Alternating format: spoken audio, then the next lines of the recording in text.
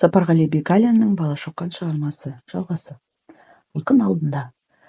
Мысықты шығарып салып, үйге келгенде Шыңғыс киімін шешініп, жеңілденіп, ат үстінен түскен шаң тозаңнан жуынып, дастархан басына келгенді.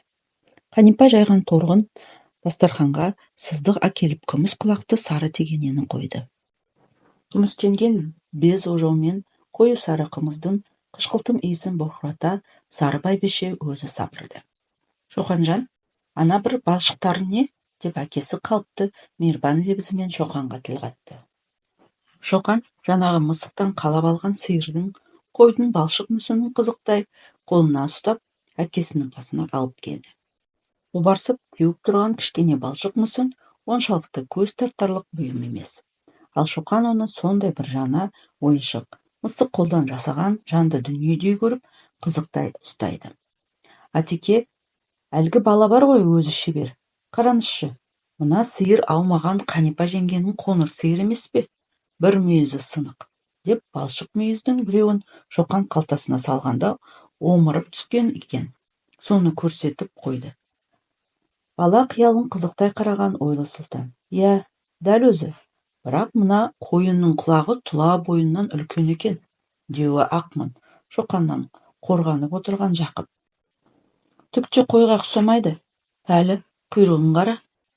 Тап иттің құйрығы, деп сықылықтады.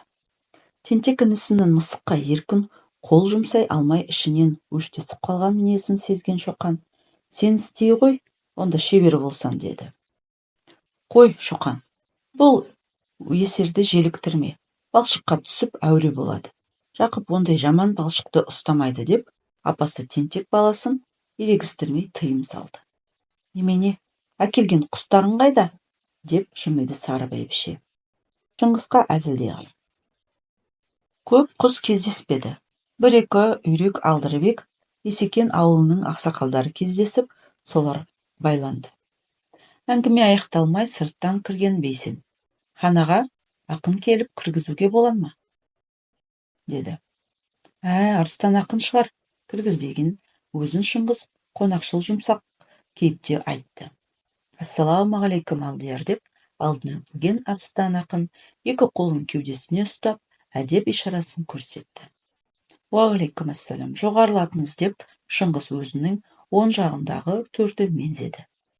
Әкесінің сырттан келген ұзын бойлы селдір сақалды сары сұр кісіні құрмет тұта сәлемін қабылдап, жоғарылатыңыз, деп өзінің қасын мензегеніне ойлана қалған Шоқан. Әубәкір молданың үйретуінен дағдыланған үлкен кісіге сәлем беру әдетін істеді. Ұяла ассаламағалейкум деген әдепті балаға жаңағы ұзын бойлы кісі күлімдей қызықтап, уағалейкум ассалам, төре бала, деп сүйсінген ықыласын көрсетті. Бейсеннің ақын келіп тұр деген сөзінен мына кісінің өзгеше қасиеті, қыры бар жан деп ұғынған Шоқан. Арыстан ақыннан көз алмай, әрбір қозғалысына пайымдай қарауда. Ақынның қасындағы екі жолдасы төменгі жақты тізерлей отырып қалды. Ал ақын еркіндей басып, Шыңғыс төренің қасынан жайлана отырды. Хан ордасы аман ба? Қарашысы түгел ме? Ханым саулығы қалпында ма? Деп ақын айрықша тақпақ тәріздендіре мағыналы сөйледі. Мына сөздер де Шоқанға жаңадан естілген мәнді лебіз болып ұғылды. Ақын қалай ел жұртыңыз, деп Шыңғыс асыға қайталап айтатын әдетімен ақыннан ел жайын сұрады. Алдияр сұлтан, халқымыз аман, ел шаруасы жайлы. Хан ауылы жайлаудан күзекке келді деп естіп, ордаға сәлем беріп, дидар көрсетейін деп келдім. Ақын, жақсы келдіңіз, сізді көптен бір тыңдармын деген ойым болған еді. Дегенде тосыннан айтылған сұлтан сөзін түсіне алмаған Арыстан қыпылықтап, не жайлы еді, Алдияр, деді. Сіз қозы көрпеш баян жырын аса жақсы айтады деп естіген едім. Соны өз аузыңыздан тыңдасам. Алдияр, бар қолқа сол болса, ақын тіліне тоқтау бар ма, шырағым, деді де, еріп келген жолдасының біреуіне қарап, менің қобызымды әкелші, деді. Қобызыңыз мінекей. Арықтау сары, ақсары жігіт желбеге салған шекпенінің қойнынан суырып қолына берді. Сыртқы кенеп шапанның жеңілтектеп, жүкке таяна жайлана отырды. Қобызын аяғының қоршауына ала, құлақ күйіне сарнатып, жанарлы үлкен көзін төндіре айналаны шарлай бір қарап, дегенде жарықшақтау күрілдеп басталатын дауыспен: «Ассалаумағалейкум, Ақорда. Ат тағып келдім аңсап алыс жолда. Алдында жас сұлтанның сөз сөйлейін, әруақ ата бабам жар болып қолда», деп аңырата бір толғап алды. Ақын дастанды бастарда ойланғандай үй аспанына бір қарап, қобыздың аңыраған қоңыр үніне қосылып, жыр еттім бұл дастанды ертелі кеш, түйеден нар туады молтақ өркеш, кешегі Ноғайлының заманында баянға ғашық болған қозы көрпеш, деп жөнелді. Үй ішіндегі адамдардың бәрі үйіп тыңдап қалған.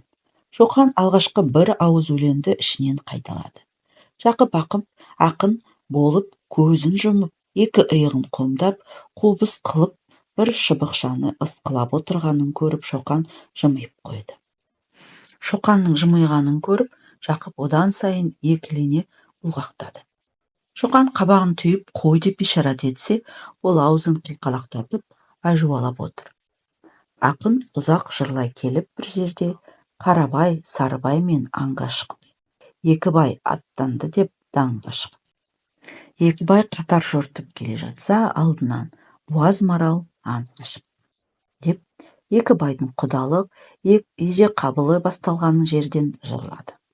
Осы арада келгенде буаз аңға мейірімділік еткен екі бай Шоқанға мейірбан адамдар болып елестеді.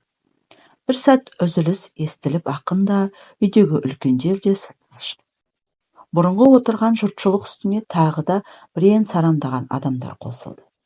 Қайта келіп кісілер орынға отырғанда шай жасалып, дастархан жайылды. Ыстықтан ысынап, қымыздың бойға жайылып, қызуынан балбырап отырған жұртқа қосы күрең ыстық шай дәл кез. Шоқан ақын қимылына қадағалай қарайды. Осынша ұзақ жыр қай жеріне сыйып тұр екен дегендей, өне бойын да үніле шолиды. Әсіресе ақынның ойнақы үлкен көзі, селдіреу салалы сақалы ұзын жағын көсілте түскендей. Сірә бар өнердің ұясы осау дегендей болды. Шай ішіліп болып, жұрт дастарқаннан кейін серпілді. Ал ақын, біздің Безверховтар мен Ұлытаудан Қарақұмға дейін барғандағы жырлаған қозы көрпешін осы ғой, деді Шыңғыс төре асығыс жеделдете айтатын әдетімен. Алдияр, осылай басталады. Әлі жыр өзегіне кіргеміз жоқ қой, деп арыстан қобызын зарлатып жырлай жөнелді. Ақын кейде баяулата, кейде көтеріле соқтыра, әрбір уақиға тұсына кіргенде өлең ырғағына тебірентілгендей дөңгеленеді. Қозыкеңнің баянды іздеп тазша бала болып келетін, баянның алдына шығатын жерін сондай бір нәзік дыбыспен жан сезіміне беріле аңыратады. Осы бір жеріне келгенде Шоқан ақын әуеніне еріп, бір назды қоңыр дыбыс шығарғандай болды. Пәле, сен де ақынсың ба? Деген Жақыптың даусын естігенде, Шоқан өзінің дыбысы шыққанын соңында абайлады. Ет піскен екен. Ақын осы жерде тоқтатса деген сары бәйбішенің хабарын Шыңғыстан бұрын естіп қалған Шоқан. Әпеке, айтта түссінші, қызық екен. Қандай жақсы айтады, деді. Жақсы көрсен асықпа. Жырын аяғына дейін айтқызбай ақынды аттандырмаймыз. Ет езіліп кетеді, деп бәйбіше Шоқанның тілегіне жақсы ниет айтты. Астайын болса, онда ақын қалғанын кейін айтар, деп Шыңғыс орнынан қозғалды. Қазір бәрібір аяқталмайды дем алалық, деп арыстан ақын қобызын жүкке сүйеп қойып жайлана отырды. Ет желініп, қол жуылып, жұрт далаға шығып бой көтерісті. Күнде еңкейіп, көлеңке ұзара бастаған кез. Қотан сыртындағы қыратқа қарай Шыңғыс бастап ауыл адамдары, ақын қонақ бәрі жүрді. Шоқан бүтін ойынды ұмытып, әке айналасы ақын қасынан ұзаған жоқ. Оның құмары дастанды аяғына дейін тыңдау. Қорғансыз жас, қозы көрпештің алдағы күні не болмақ? Дөң басына келіп жайлана отырысты. Сөзді Шыңғыс бастады. Ақын, сіздің әкеңіз Толыбай, би болған кісі дейді. Сірә ол кісіде ақындық болған ба екен? Алдияр, тақсыр, әкеміз ақындық өнерін құнттамақ. Бірақ кәпелімде өз табатын өткір тілді, өз әлінше әділ болған дейді. Арыстан осыны айтып, әке жайын есіне түсіргендей аз қалды. Толыбай бидің қандай әділдігі болған екен? Шыңғыс қазақ ғұрпындағы әділ деп танылған билік түрлерінің үлгісін аңғарғысы келіп сұрады. Алдияр, әкемнің билігін мен айтсам, өз әкемді мақтаған боламын ғой. Мына жігіттің де аздаған ескі өзге үйірлігі бар еді. Осы айтсын. Арыстан қасына еріп келген жолдасының үлкеніне сөз кезегін ұсынды. Сұлтан, алдында сұлтанды қоршаған топтың алдына сөйлеу қиын да болса, ақынның әдейі сөйлеткісі келіп ұсынғанын аңғарған жігіт.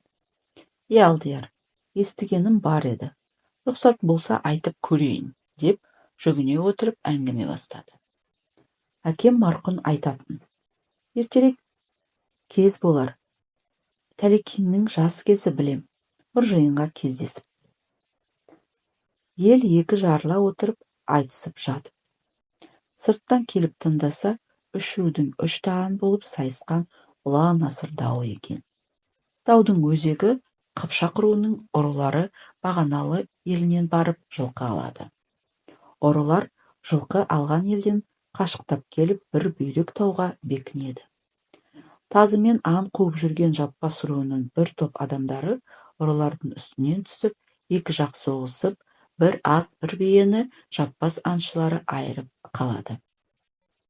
Бағаналының қуғыншылары мен алған ұрылардың өкше ізіне түсіп, шолғынша салып отырып, Жаппас аңшыларына кездесіп, ат пен биені таниды.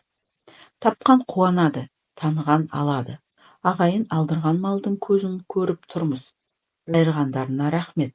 Малдың көзін өзімізге бер, дейді. Оған Жаппастың аңшылары.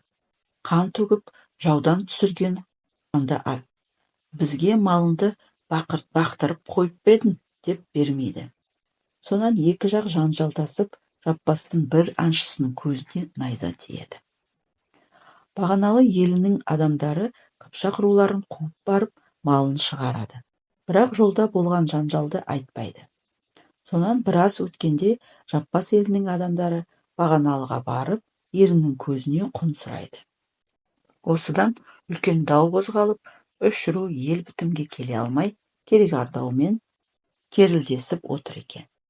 Топ үстіне кездесіп ортасына келген Тәлекене үш рудың өз ұстаған билері. Шырағым, ара ағайынсың. Бітер істің басына білімді берер келер қасына деген еді. Атасы билік айтқан Атығайдың баласы екенсің. Осы даудың төрелігін айтшы дейді. Айтқызып, аяқсыз қалдыратын төрелікке ие болмаймын. Бұқа қарап жүріп, жасауылға тұрыпты дегендей. Жолаушы жүріп, билік айтып, атақ байланып, ажуа болармын. Алшын берсеңіздер, Тәңірі атын куә етіңдер. Жығылғанның ауырламайтын, жыққаның мақтанбайтын болсаңдар ғана төрелігімді айтам деп.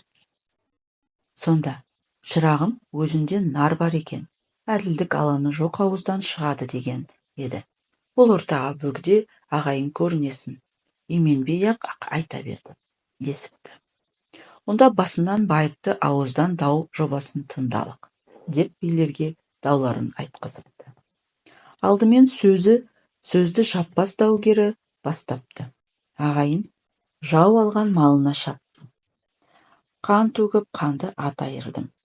Келе қол күш қылып айырған малымды қолмен алмақ болдым. Ара түскен азаматымның көзін шығардым.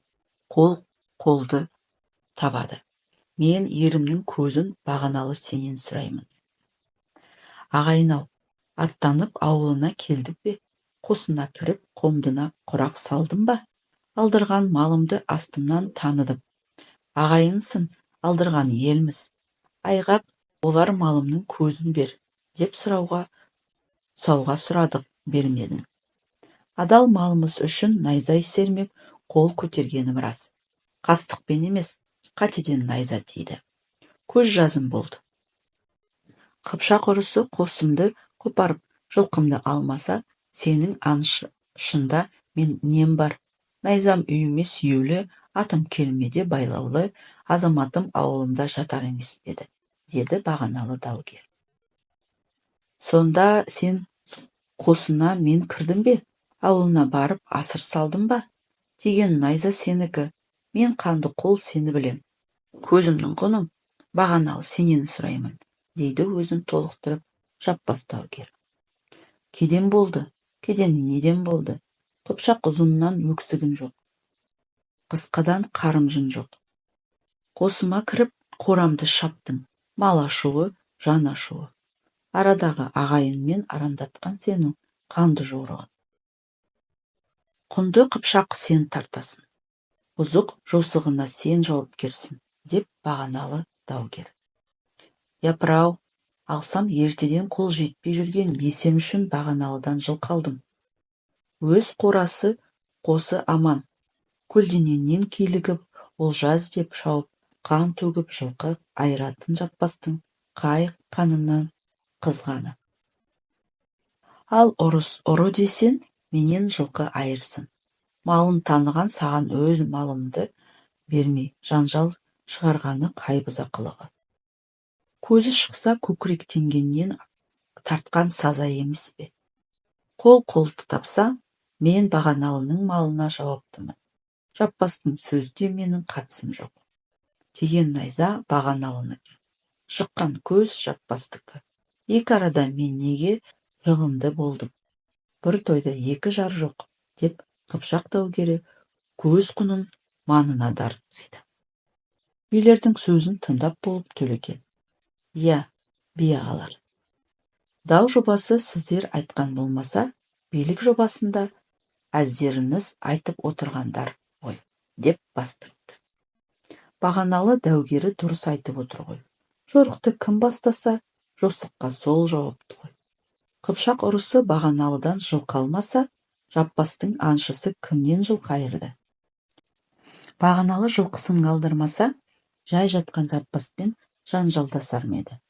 Пәлені кім бастаса, барлық ауыртпалыққа сол жауапты. Ердің құны 100 түйе, көздің құны 50 тайлақ. Қастандық емес, қатеден тиген найза. Жартысы жазым, тигені үшін кешіріледі. Жаппастың көзінің құны 25 тайлақ. Тірідей көзіне құн алу арнына ауыр болар. Құдалықпен Құдай атын атысып, сүйек болсын. Қыпшақ қыз беріп, күнде бау сүйек болсын. Билік жайын айтқан жігіт сөзін аныра тыңдаған Шоқан, ер құны, ел дау деген бір үлкен сүрелі әңгіме барын білді.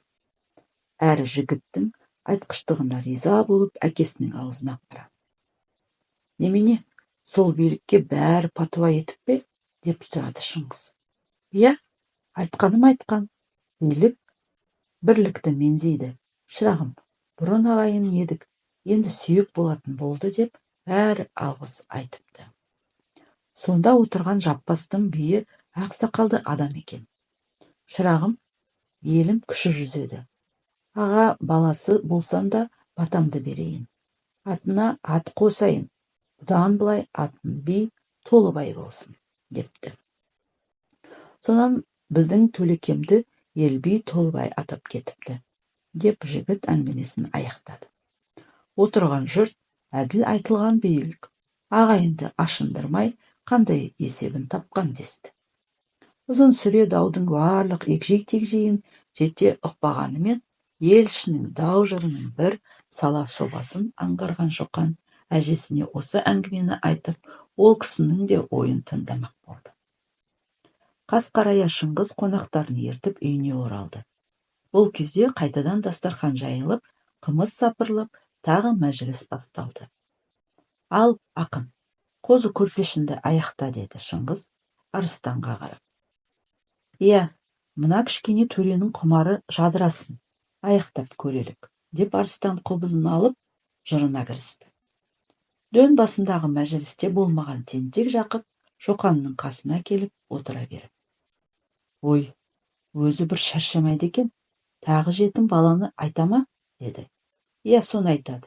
Тек отыр, құтырынбай», деді Шоқан інісіне тыймай. Ақын біраз кібіртіктеп отырып көтеріле жырлап, Қозыке мен Қодардың алғашқы күш сынасқан жеріне келгенде, Астрахандай бұл жақта қала барым еді. Қозыкенің көңілінде ала барма деп, Қодар құлды атына қайта салды, қысып қойса сол жерде шара барма деген жерді айтқанда, былай қысса ғой деп, Жақып Шоқанның белінен қысып-қысып қойды. Шоқан үнсіз тыңдап, жыр толқынына берілгендей ақынның әр сөзіне үйіл аңырая қарайды. Осы бір кезде Сары бәйбіше Шыңғысқа әдепті үнмен: «Енді ас ішіңдер», деді. «Иә, тамақ желік, ақын. Осы жерден кідірте тұр. Қызығы жана басталып келеді», деп Шыңғыс жұртты тамаққа әзірленуге шақырды.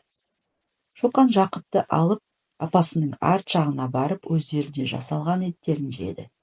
Әлі есілдерді Қозыке тағдыры. Әлсіз жан апат сергелденнің ортасында жүр. Қайта-қайта соны ойлайды. Ол осы жырға беріліп, әлгі мысықтан алып келген сиырдың, қойдың балшық мүсіндерінен де не болғанын ескерген жоқ. Шоқан әкесімен бірге бір дөңге басына шығып кеткенде, Жақып төсектің бас жағында жатқан балшық мүсіндерді алып, бірінен бірін соғып, сиыр қойды сүзді, жықты деп уатып, быт-шытын шығарған. Шоқан оны әлі көрмеген. Ет желініп, жұрт сыртқа шықты. Үркер көтеріліп, көз лебі қоңырлата бастаған. Арқа түннің салқын желі баяу ғана өседі. Құсмұрын алқабының көсілген кең даласы ай сәулесіне бөленіп, буалдыр-көгілдір жайқын болып мүлгиді. Орда маңынан алшақ қарашы ауылда жусаған қой, сиырдың аңырағаны, пысқырғаның үндері түн тыныштығында елгезектене естіледі. Анда-санда пысылдай пысқырған көкпекті, соны өзекке еркін өрістеген түйе тобы алуан түрлі дыбыс андатады. Күндізгі абыр-күбір азайғанымен, түн тіршілігі өз арнасында әсемдікпен ырғалады. Әлде қайда қол бетіндегі құстардың да ыныл-шынылы үндері өмір думанына бөгілгенде, көл қауымы өз тілімен үн қатысады. Мәжілісті ерте аяқтарсыңдар, сіздер бері үйге жүріңіздер, төре дем алады, деп кісі күтіп отырған бейсен ақынды жолдастарымен қонақ үйге алып жүрді. Шоқан Жақыпты ертіп өздерінің үйіне барды. Ұйқы маужыратқан Шоқан еш нәрсемен де ісі болған жоқ. Төсегіне шешініп жата кетті. Шоқандардың сабағы тоқталып қалған. Құсмұрын алқабына келгелі шақырған жерлерге барып, Әубәкір молданың қолы тимегенді. Кешегі ақын мәжілісінде де Әубәкір молда жоқ еді. Ол кісі таяу ауылда бір дуа болып, сонда шақырылып кеткен. Осындай бір бостандық молда сабағы үзіліс жасаған күндерде ақын мәжілісі болған Шоқанға сондай ұнағанды. Таңертеңгі шайын ішіп, қонақтар Шыңғысқа сәлем бере орда үйіне кіргенде, Шоқан мен Жақып әкелерінің қасында еді. «Ассалаумағалейкум, аға сұлтан. Жасы күн, жарқын өмір, қайырлы таң. Болғайды хан ордаға қасиетті, туғызар елге бақыт, халқыма қам», деп жырлай кірген арыстанға Шыңғыс оң жақ қасын меңзеді. «Біз де барамыз, жырдың аяғын тыңдаймыз, апама сәлем береміз. Балалар біздің пәуескеге мінер», деді. «Алақай, онда тіпті жақсы болды». Жақып Шоқанның мойнына асыла кетті. «Кешегі менің ойыншықтарым қайда?» деген Шоқанның сөзін ести сала қайтадан апасының ар жағына барып тығылды. Кешегі қойған жерінен іздегенде тек сиыр мүсінін балшықтың бір сынығы ғана жады, өзгесі жоқ болды. «Мынаны талқандап сындырған сен ғой, бүлік», деп Шоқан Жақыпқа қарай бет алды, еді апасы. «Шоқанжан, оны мен бағана шығарып тастадым. Қайтесін жаман балшықты қызықтап. Өзі үгіліп, кілемді топырақ қылып тастапты», деді. «Апеке, ол жай балшық емес мүсін ғой», Өнер ғой, деп Шоқан қабағын түйіп тұрып қалды. Апасы ара түскен нәрсеге әдептілік істеп, ішінен тынды да қойды. Шыңғыстарға ат ертіп жүрген Бесенге келіп Шоқан: «Бесен аға, менің де құнанымды ерттеніші, мен салт мінем» деді. «Иә, Бесен аға, менің де құнанымды ерттетіп берініші, мен Шоқанмен бірге жүрем» деп Жақып тыя бергенде Шоқан: «Жөнел, жаның барда, менімен бірге жүрмейсің. Апекеңнің жанына пәуескеге мін» деп қатты зеке сөйледі. Әлгінде апасының қорғауымен аман қалғанын сезген Жақып, Шоқанның қазіргі ызғарлана менімен жүрмейсің деген сөзінен тайқып үйге жөнелді. Салт атпен жүрген шыңғыстар тобы арыстан ақын бар ханым ауылына қарай баратын төте тепсеңмен бұрыла үлкен көл сағасына қарай ойса бет алды. Әкелерімен қабаттаса атқа мінген Шоқан кешегі мысыққа айтқан уәдесі бойынша кісілерден бөліне құдық басына тартты. Әңгімемен алданып алғаныңша абайламай қалған Шыңғыс баласының жалғыз кетіп бара жатқанын керіп шақырып алды. «Сен жалғыз қайда бара жатырсың?» деп бөліне жүру себебін сұрады. «Атеке, кеше мысыққа әлгі мүсінші балаға келем деп уәде бергем, соған барам. Кейін-ақ бармайсың ба? Ол бір жаққа кетіп қалар деп бедің» деген әке сөзіне. «Уәде айтып артынан алдасам ұят болады ғой. Бұдан былай ол менімен сөзіме сенбейді ғой» деді. Шыңғыс Шоқанға ойлана қарады да: «Жарайды, бар. Екі айтпаған жақсы» деді. Шыңғыстың өңіндегі баласына іштей ризалығын ажарып бар еді. «Төре баланың мына қылығы қандай жақсы тәртіп. Өтірік айтып алдамасам ендігіде сенбейді ғой» дейді.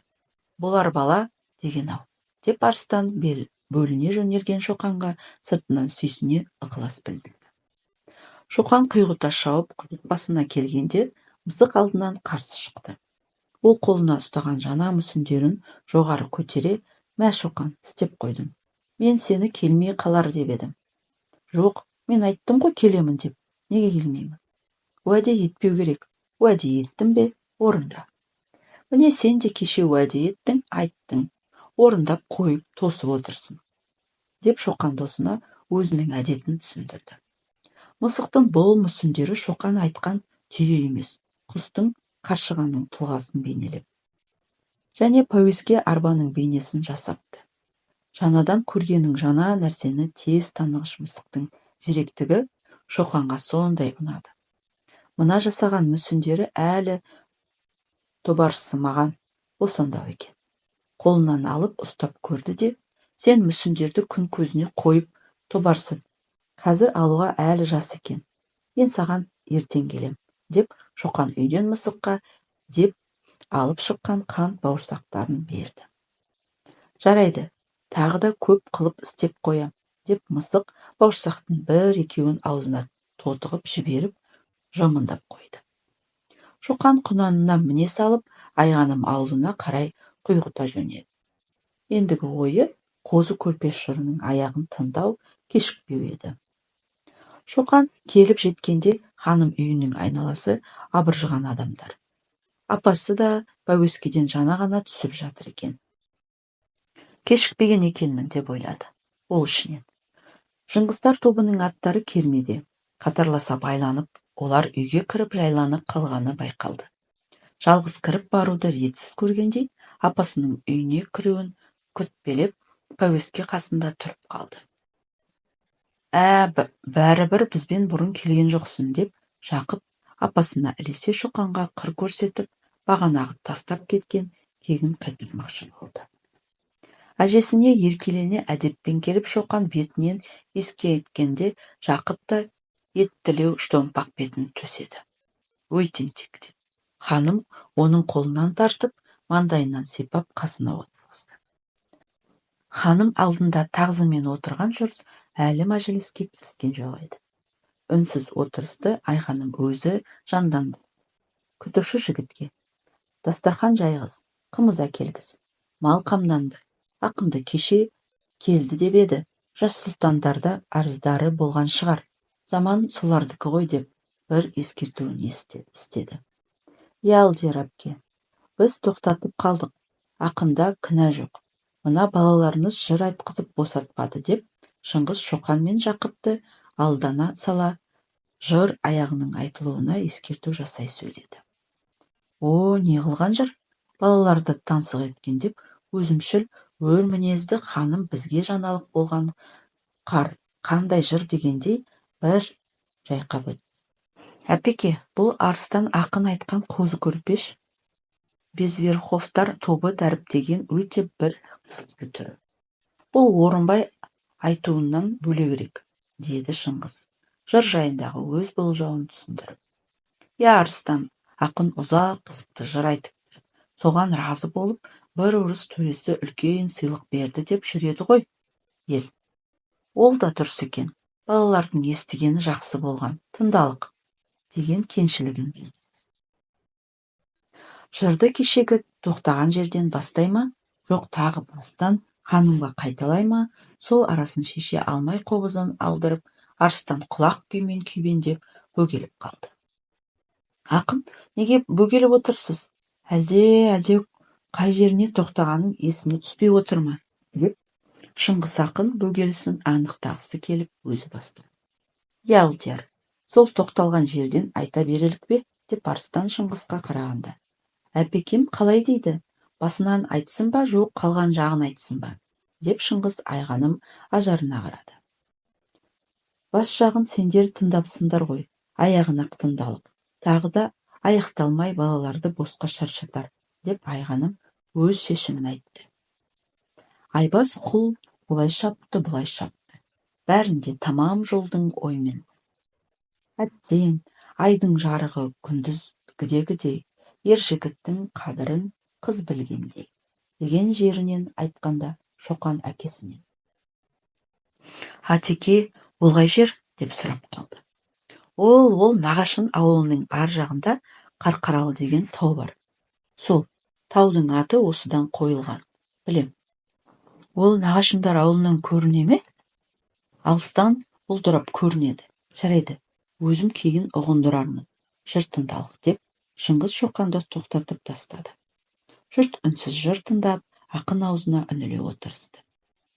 Жыр ұзақ айтылып, көн еңкейе ақын Қозеке өліп, қодарды баян алдап құдыққа түсіріп, өлтірген жерін айтқан кезде үй ішіндегі біраз жандар баянды аяп көздерінен жас алды.